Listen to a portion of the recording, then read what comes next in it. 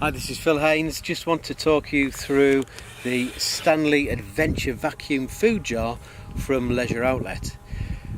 Stanley you will know from the drinking flasks and possibly the old-fashioned green ones that were on the market, well, from 100 years ago.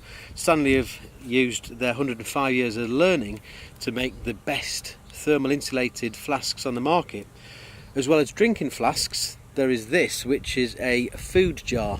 The idea is, and what I would normally do, because I prefer warm food than sandwiches if I'm going on any sort of long walk, is I would use the Jetboil to heat up beans or soup or stew or that sort of thing. Other manufacturers of beans I'm sure are available, probably not as good, but that's a matter of taste. I would then decant, once warmed, into the food jar,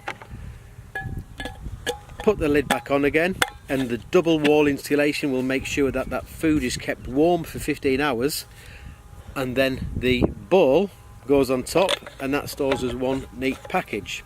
Conversely, if you're walking in extremely hot weather and you wanted something very cooling, this will keep food frozen for up to 15 hours.